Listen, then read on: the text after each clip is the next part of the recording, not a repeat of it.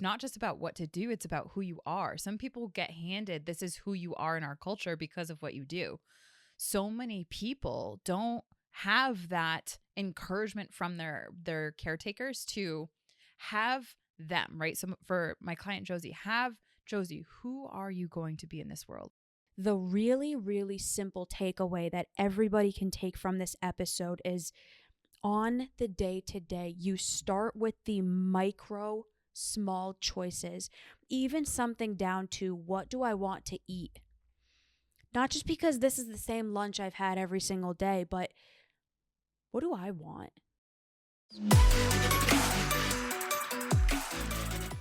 Hey everybody, it's Bianca. Welcome back, Evolvers. It's Emilia.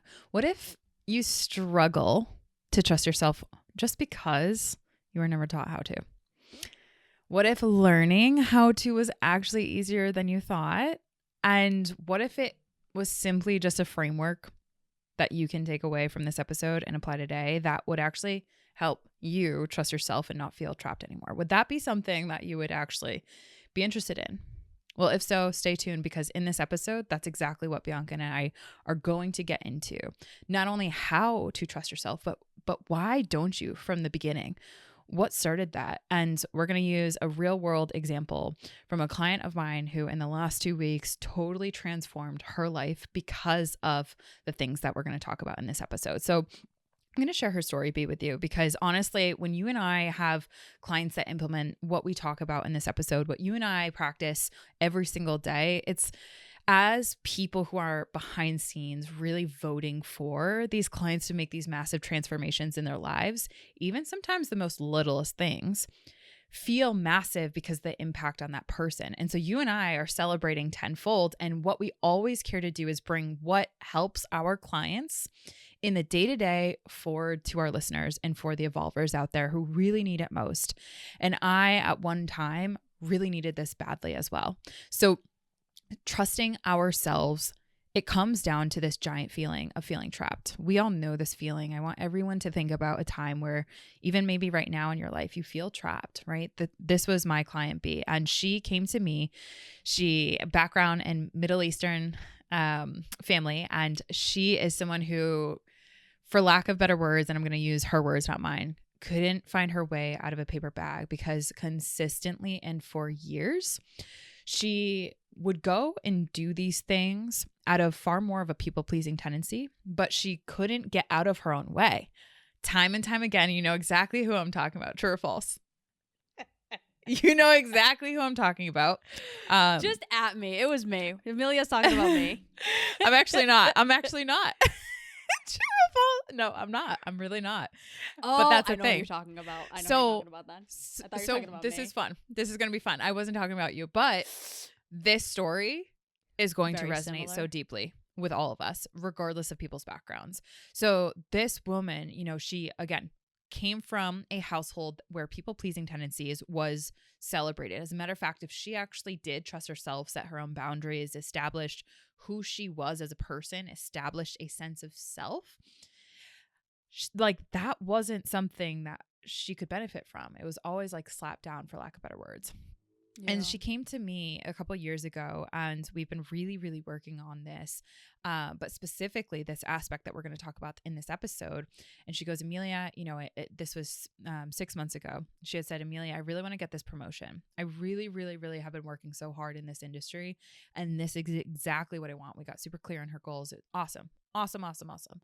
I love that, because when we get clear, now we actually get to do the work and working towards that goal, right?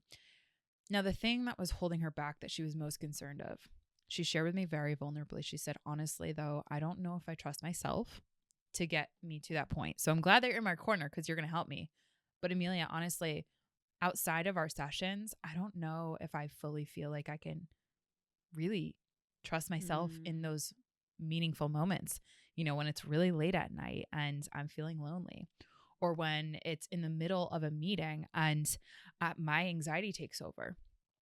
And so the struggle that she felt of trusting herself, we unpacked and we unlayered, specifically dove in a very meaningful conversation 2 weeks ago, where she finally acknowledged the root of that challenge. And this root might look different for everyone, but this is where acknowledging and addressing the root cause of why we can't trust ourselves is so critical.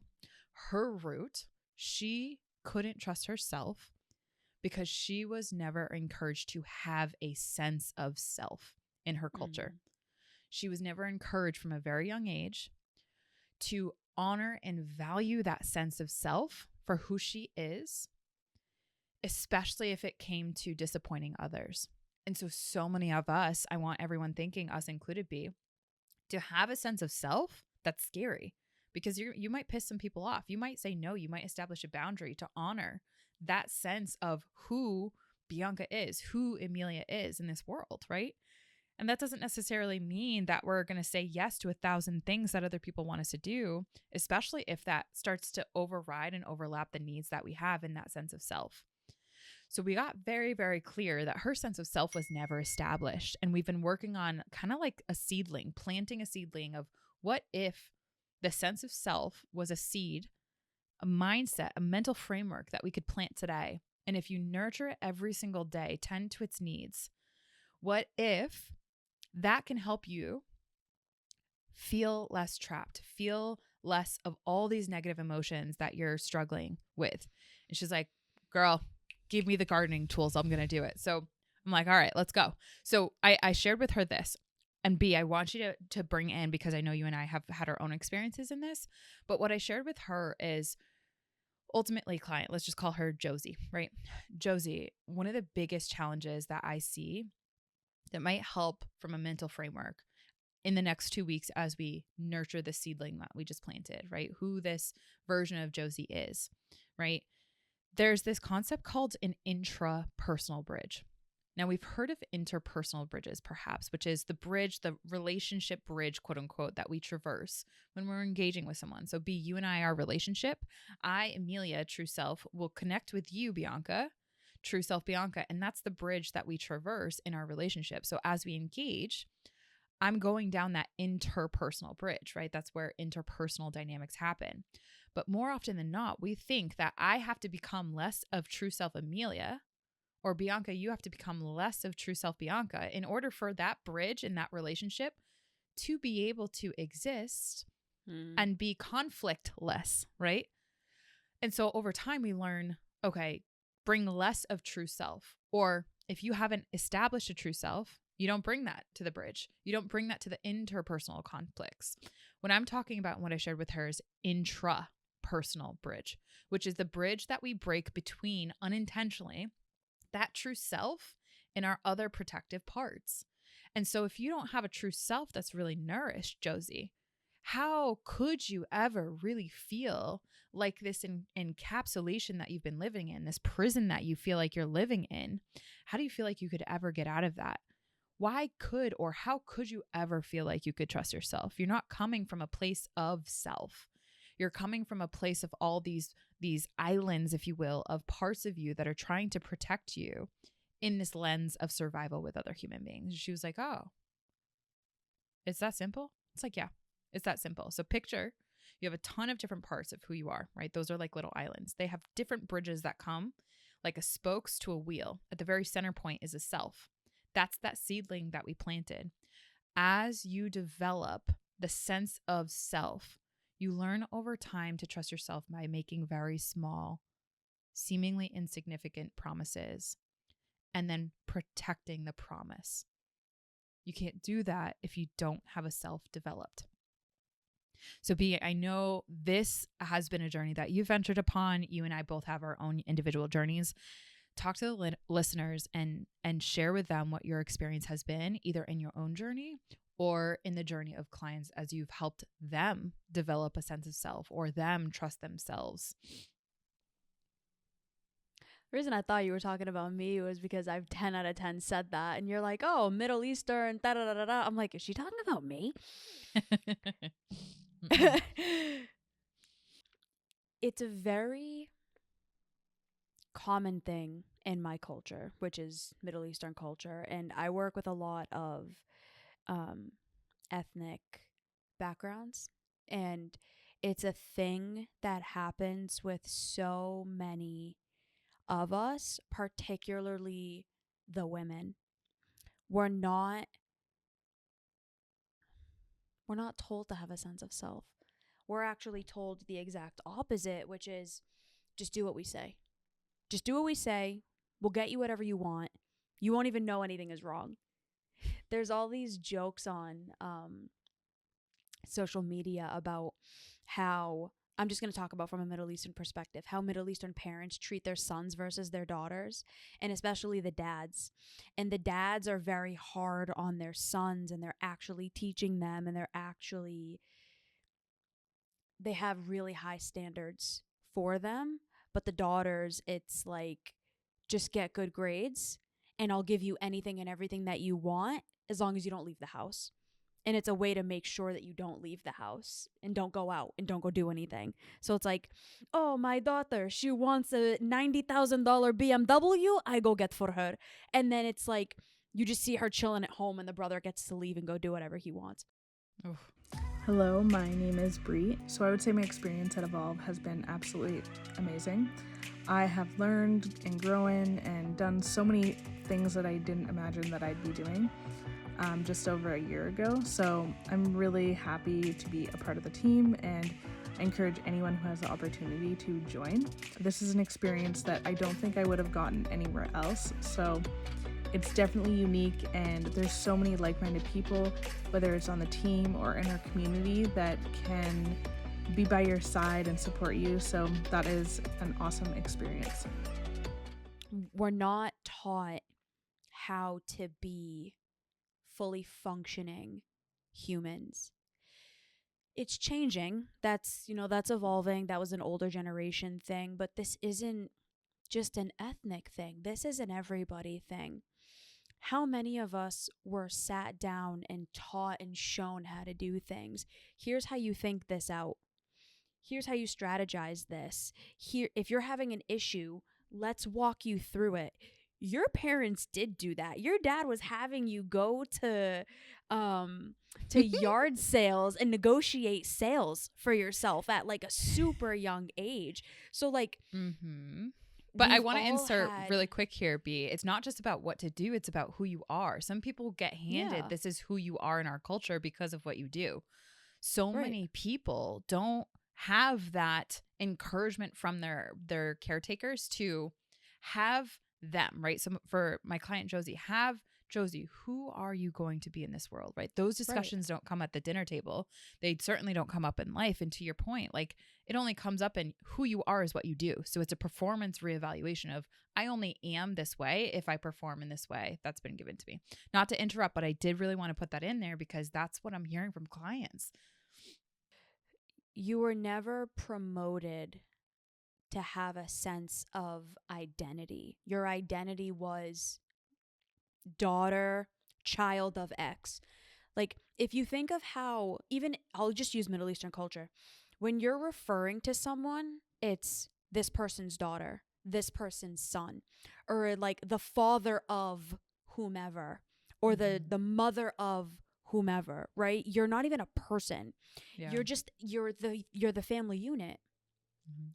I know that American culture isn't like that, but it is also a thing where if the parents don't have a really strong sense of self and they're very image focused and it's very much like dad is the breadwinner and whatever and mom is this and the children need to fall in line, where is that sense of self really established? And so that was my experience. Now, it wasn't totally that because my parents did let me explore, right? I did sports, I did this, I did that, but it was never like, who are you? Yeah, encouraged to have that, bring it back to you. How do you feel about you? What matters to you? What do you like? How can we support that? How can we help you to cultivate this sense of self? And so when that's not there, you have no idea what to do because you're like, I don't know who I am. I don't know if I like this. I've just always done it because I was told to. But I've never actually sat down and thought, do I want this for me? Right. Is What do this I like? right for me? Mhm. And when that's the case, of course you're not going to trust yourself. You don't know who self is.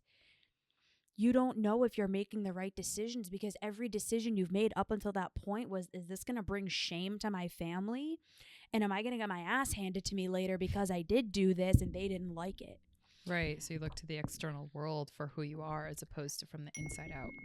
For who you are and for what you're allowed to do and or Yeah. not allowed to do. It doesn't come from a sense of self of, you know what, this really doesn't feel right for me, and so I'm not going to do it. Every decision that I made growing up, and I know for this person it was the same exact thing. Mm-hmm. What is going to be okay and not okay within the paradigm of my culture and therefore the image of my family? Yeah. What school am I going to go to? What degree am I going to get? What person am I going to marry? Mm-hmm. What are the choices that I'm going to make and or not make? Not because of me and my identity and who I want to be, but what's going to be the best image for my family? Mm-hmm. You start to have no idea who you actually are because you've never developed that. And so when it comes to trusting yourself and or not trusting yourself, the really, really simple takeaway that everybody can take from this episode is on the day to day, you start with the micro, small choices, even something down to what do I want to eat? Mm-hmm. Not just because this is the same lunch I've had every single day, but what do I want? Am I craving anything? Is there anything in particular I like? And then you start there. Over time, you start making these micro choices and they'll get bigger and bigger and bigger. And eventually you actually do start to have a sense of self. I am Bianca. I know I like this. I know that this is what's right for me. I know that this is not what's right for me. You build trust within yourself over the long run. Mm-hmm. It's going to take time. I mean, most of you listening to this show, you're in your 20s, 30s, 40s. We have people in their 70s and 80s listening to this show. You've been running your system for a while. It's been a pretty substantial period of time that you've been living life the way that you have. It's going to take not just as long, but it's going to take time to where you get to a point where you're rewiring that old pattern. Exactly. And so the challenge to you, dear listener, is how you can really start to trust yourself. Ask yourself a simple question and answer it. A simple question like, what don't I like? Or what do I like? I find that when we start to get into the what do I like, we've spent so many years, right? It might be 20, 40, 60 years of focusing on what other people like that we don't even know how to hone in onto what we do like. So it might be a little bit easier to start with what don't you like and gain traction there. So what don't you like? And answer that question. That will give you momentum to build again and again. And it's all a game of repetition. So repetition over time, again and again, asking yourself and answering that, you will learn to trust yourself because you're hearing the answer from inside out rather than from outside in. And so you won't feel trapped if you do that again and again. So in closing, I encourage you to do that. Let us know what that was like for you in the comments. And my episode suggestion for anyone that wants to continue this dialogue is 360, the real reason why we self-sabotage. And be curious to hear what yours is. 377, how to develop self-discipline. That episode actually did really well. That one got a lot of listens. Mm-hmm. All right, everybody. I know this seems very simplistic, and I know you're listening to this probably going, that was it. I thought the same thing too. I did.